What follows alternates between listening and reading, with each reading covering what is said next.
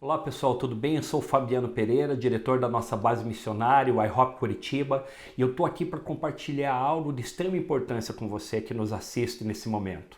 As escrituras proféticas, as escrituras sagradas, o cânon bíblico nos dá uma receita prática de como eu e você, como corpo de Cristo, podemos andar em unidade num momento como esse que estamos vivendo e ter ações que podem paralisar ou reverter essa crise global que estamos vivendo entre as nações da Terra. Para isso eu quero te convidar a nós examinarmos alguns pontos das Escrituras, para vermos como podemos dar passos significativos para essas ações serem realizadas através da nossa unidade e assim podemos observar os resultados que nós vamos obter da parte de Deus quando nós juntos damos uma resposta ao próprio Senhor diante das coisas que estão acontecendo. No livro do profeta Joel, no capítulo 1, ele nos traz um relato sobre pragas que estavam alcançando todos os habitantes da terra naquele momento em que ele estava profetizando. É interessante que o profeta Joel, ele tem sido um referencial na instrução da parte de Deus para todos os momentos de crise extrema ao redor do mundo, em toda a história da igreja. E eu quero acompanhar com você, eu quero que nós acompanhemos juntos, na verdade, alguns pontos dessas passagens bíblicas dentro do livro do profeta Joel, que são sinalizadores da crise que é crescente nos nossos dias e de coisas que têm a ver com essa crise que ainda vão se desdobrar ainda mais com o passar dos dias, ou seja, essa crise de agora, ela está apenas no começo.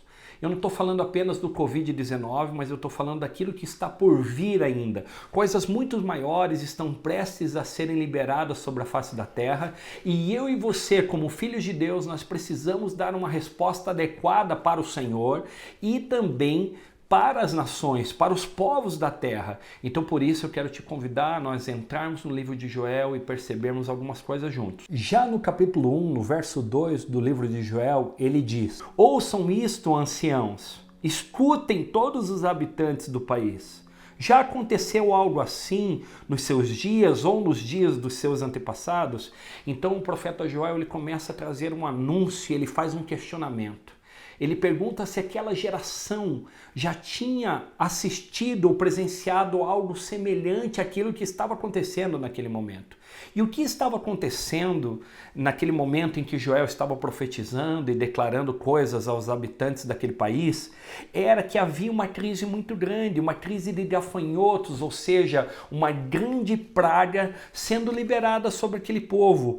E o que aconteceu é que houve 4 grandes ondas desses gafanhotos sobre a população, trazendo situações bem significativas que estavam mexendo com toda a cultura e com todo o estilo de vida daquele povo, e as consequências daquelas 4 ondas de gafanhoto foram gigantescas. Aquele povo experimentou fome, morte, doenças intermináveis. Foi um momento muito difícil e dentro disso o profeta Joel ele traz um anúncio quando eles achavam que aquilo estava acabando, quando eles achavam que aquilo estava sendo passageiro, ou seja, declinando da sua, como é que eu posso falar, declinando assim daquela veracidade, quando estava diminuindo aquela situação, quando estava aliviando aquele processo. Então o povo estava, não, acho que a gente vai passar por isso, mas aí Joel ele estava fazendo um prenúncio, não só daquele momento, mas de momentos de maiores dificuldades que veriam sobre o povo de Deus principalmente, sobre os habitantes do país generalizadamente, né? Então ele faz essa pergunta, ele pergunta se aquela geração já tinha visto algo semelhante. E após isso, ele também traz outras instruções. Ele pede para contar, no verso 3, aos filhos o que aconteceu e eles aos seus netos e os netos à geração seguinte. Ele pede para que aquilo seja anunciado às próximas gerações. Para quê? Para que elas possam estar preparadas para as próximas crises que haveriam de vir. Com essa crise dos gafanhotos, o que aconteceu é que essa praga devastou todas as colheitas daquele povo. Então, por isso que houve essa questão de morte, desnutrição. Imagine uma crise não só econômica, mas uma crise alimentar naquela nação, né? Eu sei que nesse momento nós vivemos uma situação um pouco diferente, ainda os nossos estoques e abastecimento diante do que tem acontecido no mundo ainda têm sido supridos, mas essa figura que Joel pinta é um grande desenho de vários tipos de crises, e eles não tinham experimentado apenas fome, morte, doenças. Joel estava anunciando que uma nação poderosa e inumerável ia invadir aquela terra, e que isso ia trazer grande devastação para as famílias, para as casas, até a questão das colheitas mesmo, mais uma vez, redundando um pouco, foi destruído as plantações de uva e toda a colheita foi danificada naquele momento. E aí o que o profeta Joel fala? Ele chama o povo para um período de preparação. Ele chama o povo para prantear e lamentar diante de Deus. Então, no momento de crise crescente, nós precisamos, essa é a primeira receita da parte do Senhor, nós, ministros do Senhor, nós, povo de Deus, precisamos entrar em pranto, jejum e lamento. Diante dessa crise, o que o profeta Joel fala depois de relatar as pragas dos gafanhotos, a invasão militar e toda a destruição, ele chama o povo para um tempo de prantear, um tempo de chorar, um tempo de pranto, jejum e lamento. Nós encontramos isso no verso 8 do livro do profeta Joel, no capítulo 1, e ele diz o seguinte: planteiem como uma virgem em veste de luto, que se lamenta pelo noivo da sua mocidade. O que esse texto, o que esse verso representa para esse povo e precisa representar para os nossos dias e para nossas vidas? Quando ele chama ao povo para prantear como uma virgem, ou seja, venha e chore com pureza, porque o que é uma virgem senão alguém que está se guardando para um grande dia?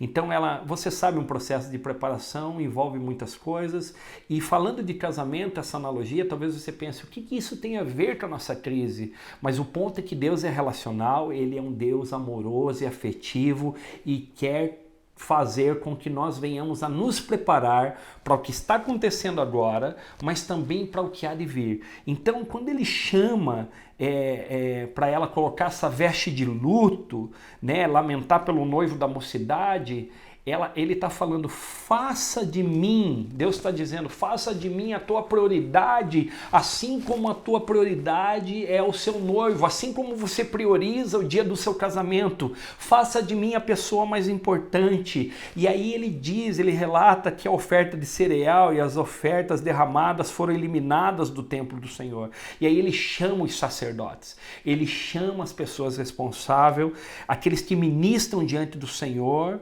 para que eles estejam de luto.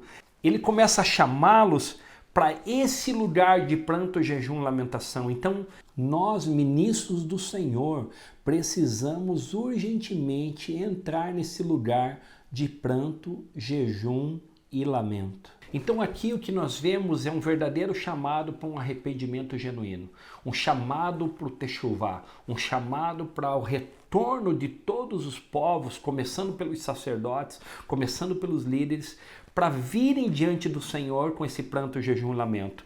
E ele diz assim no verso 13, ponham vestes de luto aos sacerdotes e pranteiem, chorem alto, vocês que ministram perante o altar. Venham e passam a noite vestidos de luto, vocês que ministram perante o seu Deus. Então, é uma chamada para mudar as nossas vestes. É uma chamada para nos concentrarmos, e esses períodos da noite, passar a noite vestido de luto, é como o sentimento realmente de ter perdido alguém. Sabe quando você vai velar alguém, quando você teve esse sentimento de perda, de luto, de até mesmo em alguns momentos desesperança? Então esse é o sentimento requerido do nosso coração em momentos de crise como esse. E aqui é interessante porque o profeta Joel, ele revela aquilo que outros homens de Deus têm chamado do plano quíntuplo de Deus para anular ou reverter uma crise. E aí ele nos dá uma receita que eu acredito seja infalível, uma vez que nós sigamos toda a orientação dada por Deus, para entrarmos juntos em unidade como corpo de Cristo para dentro desse processo que é requerido pelo próprio Senhor a partir das escrituras proféticas. Após anunciar essa crise, dentro desse chamado para o arrependimento, existe algo que nós chamamos de Assembleia Solene.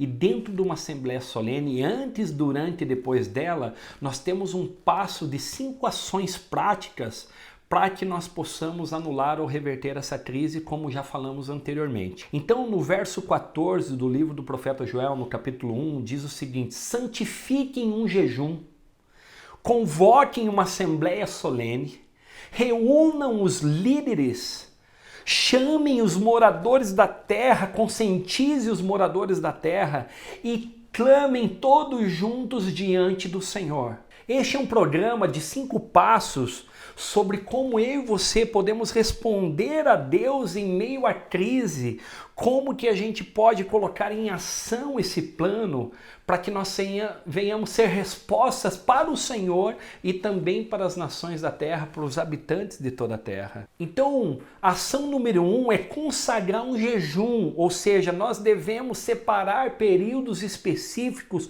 para jejuarmos, um jejum corporativo. Eu sei que muitos no corpo de Cristo já têm abraçado a prática do jejum, do pranto e lamento, mas uma assembleia solene, um chamado ao arrependimento, um tempo de techuvá, o que isso significa? Significa que nós precisamos, em unidade, consagrar um jejum coletivo.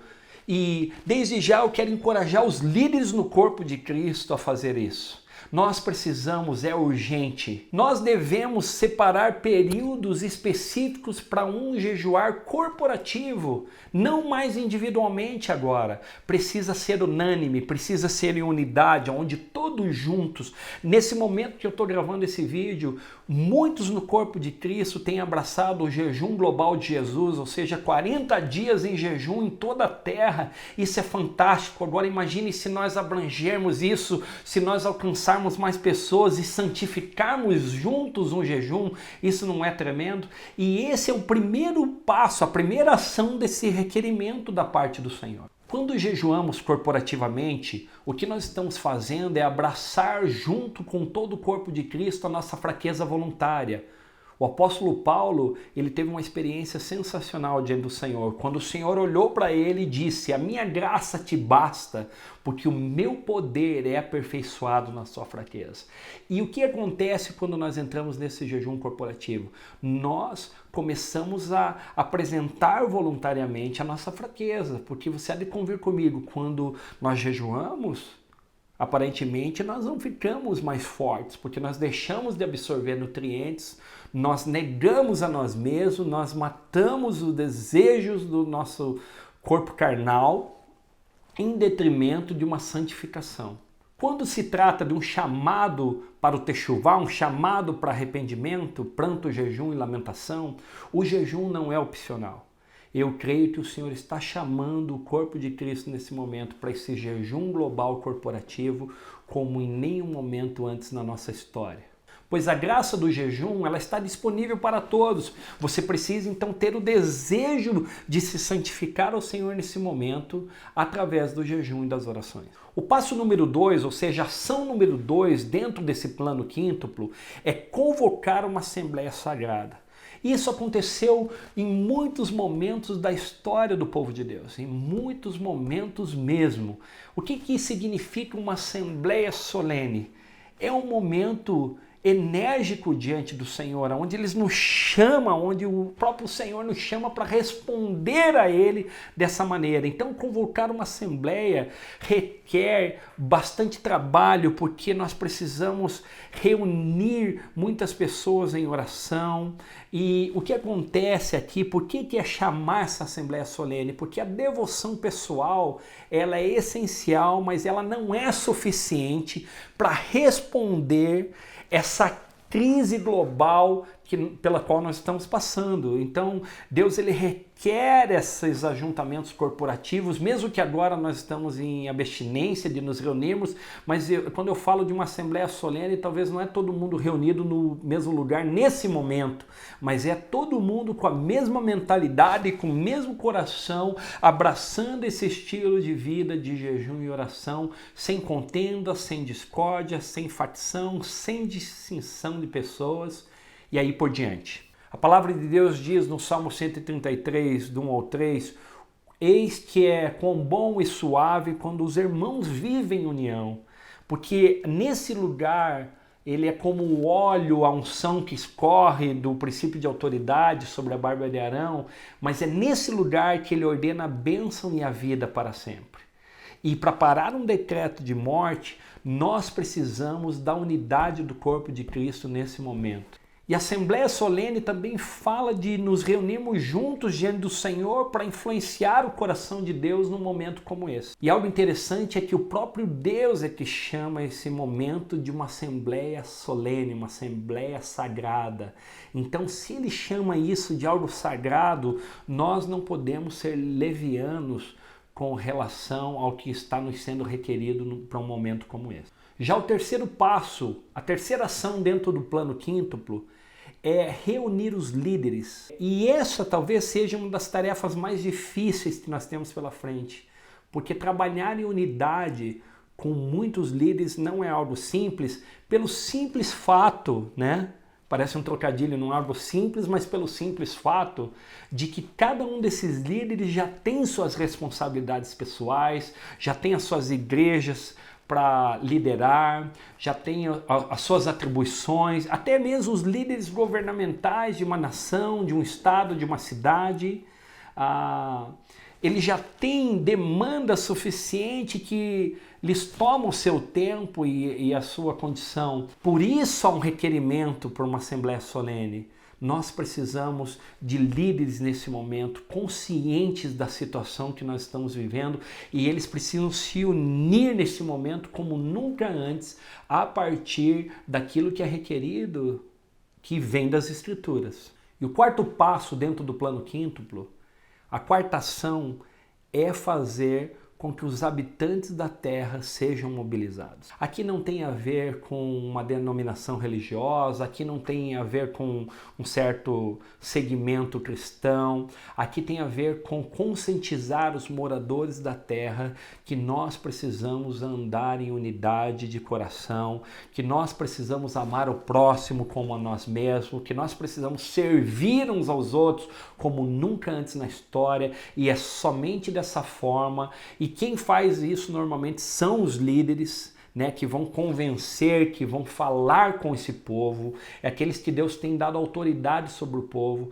E você que talvez não tenha uma posição de liderança nesse momento, eu quero te convidar a ouvir pessoas relevantes que entendam sobre esse plano quíntuplo, para que o teu coração esteja alinhado para um momento como esse, e quando nos for permitido aqui na nação brasileira, nós possamos também nos reunir corporativamente, talvez nos estádios de futebol, como já aconteceram esses anos, mas com outro foco. Não com o foco do envio nesse momento, mas com foco no arrependimento, com foco na confissão de pecados pessoais, nacionais, né? Em todos os níveis, né? Então eu quero te desafiar a você ficar atento, porque esse é o tempo das Assembleias Solenes. E enfim, chegamos ao passo número 5, ou seja, a quinta ação que nós precisamos fazer para que o Senhor venha e mude a nossa história. E é um passo muito simples, ele tem a ver com nós santificarmos esse jejum, ele tem a ver com esse momento de assembleia solene, esse espírito de arrependimento permeando nossas mentes e corações, ele tem a ver com essa liderança estar organizada e unida, e todos os habitantes da terra estarem com o mesmo coração. Talvez você ache isso impossível, mas não é, pelo Espírito do Senhor é possível. E esse passo número 5, essa ação, essa quinta ação dentro do plano quíntuplo é o clamor. E esse clamor precisa ser extremamente verdadeiro, extremamente sincero. Sabe, está na hora de nós vestirmos pano de saco e cinza e entrarmos em confissão de pecado. E eu posso te dizer, nós temos muito o que nos retratarmos diante do Senhor. Eu sei que cada ministro do Evangelho tem a sua vida com Deus, está se mantendo diante do Senhor, com certeza redimido dos seus pecados, mas aqui não é uma questão pessoal, aqui é uma questão corporativa e nós precisamos talvez ressignificar o que significa a palavra clamor, sabe? Um som que congrega, um som que mobiliza. A gente precisa lágrimas nos nossos olhos, nós precisamos lembrar dos profetas que foram antes de nós, aqueles que choraram, aqueles que jejuaram, aqueles que intercederam pelas nações. Eu sei que muito remanescente já tem na igreja aqui no Brasil e no meio do povo que às vezes nem conhece o Senhor, tem muita gente boa, tem muita gente quebrantada, mas o ponto aqui é que tudo é corporativo agora não é mais o clamor pessoal, agora é um clamor unificado do corpo de Cristo que vai anular ou reverter essa crise. E por que tudo isso? Por que esse requerimento? Por que esse anúncio da crise, esse chamado ao arrependimento? E aí entramos nessas 5 partes, nessas 5 ações dentro desse plano do Senhor para anular ou reverter uma crise. Por quê? Porque daí o profeta Joel ele continua dizendo assim, aquele dia sim, o dia do Senhor está próximo, como destruição poderosa da parte do Deus poderoso, ele verá. Qual que é o resultado de tudo isso? É porque o Senhor deseja nos preparar para dias que virão. Ele quer que a gente passe por essa crise, eu creio que ele quer até anular e reverter essa situação, mas ele também tem um anúncio com essas pequenas crises, com essas pragas, com essas situações que acontecem ao redor do mundo. E isso é para que todos os habitantes da terra, isso é para que todo o povo de Deus, todos os líderes saibam que o dia do Senhor está se aproximando, sabe? E isso não é uma brincadeira, sabe? Eu recentemente recebi alguns amigos dos Estados Unidos e eles compartilharam com alguns do nosso time, da nossa equipe aqui do iHop Curitiba, sobre que nos Estados Unidos o retorno do Senhor não é um assunto assim generalizado, e eles perguntaram se a gente ensinava bastante sobre o livro do Apocalipse. Eu falei que a gente tem sido influenciado por líderes globais, né, nesse assunto. Tem alguns que eu poderia citar aqui, mas você deve já sabê-los. Então, eu creio que é uma urgência também, sabe, a gente ensinar sobre o dia do Senhor. E o dia do Senhor, o profeta Joel diz que ele vai ser grande e terrível. Sabe, ele vai ser grande para quem? Para quem estiver aliançado com Deus. Vai ser o momento mais glorioso de toda a igreja. Muitos hoje na igreja estão esperando um arrebatamento súbito, não querem passar por sofrimento, estão bem confortáveis nas suas casas. E hoje essa crise global é sobre ficar em casa, é sobre isolamento social. Mas as crises que virão, com certeza vão requerer de nós outras posturas. Com certeza nós não vamos ficar no sofazinho da nossa casa. Nós vamos ter até que mudar de cidades, dependendo do agravamento dessas crises. E por que tudo isso? Por que esse anúncio do profeta Joel com as pragas e depois um chamado ao arrependimento extremo, depois esse plano quíntuplo, essas 5 ações para anular ou reverter essa crise? Porque tudo isso é uma maneira de nós nos prepararmos, nós nos apresentarmos e sermos resposta diante de Deus e diante da humanidade, mas na verdade todas essas situações de pragas e crises que nós vemos na humanidade acontecendo ao longo da história são apenas pequenos anúncios daquilo que está por vir. E aqui no verso 15 nós vemos algo de muita valia, muito interessante. Diz que aquele dia, sim, o dia do Senhor está próximo, como destruição poderosa da parte do Deus Todo-Poderoso, ele virá. E aí o que acontece? Então tudo isso que está acontecendo é para anunciar o dia do Senhor. Então todas essas pandemias, essas crises na economia, essas crises na saúde, todas essas coisas que trazem abalos para a humanidade, na verdade é um prelúdio, é um anúncio para que nós possamos nos preparar para as coisas que virão. E o dia do Senhor, o profeta Joel é muito claro, diz que vai ser grande e terrível. Então tem dois dilemas simultâneos dentro do dia do Senhor. Um, que ele vai ser grandioso. Eu creio que a igreja vai passar por momentos assim de extrema glória, sabe? Isaías já disse que as trevas cobrem os povos, a escuridão toda a terra, mas a glória do Senhor é resplandecente sobre o povo de Deus. Então, esse dilema do dia grande e terrível é algo muito interessante. Por quê? Porque ele vai ser grande para quem estiver dentro do plano de Deus, e ele vai ser terrível para aqueles que não estiverem preparados.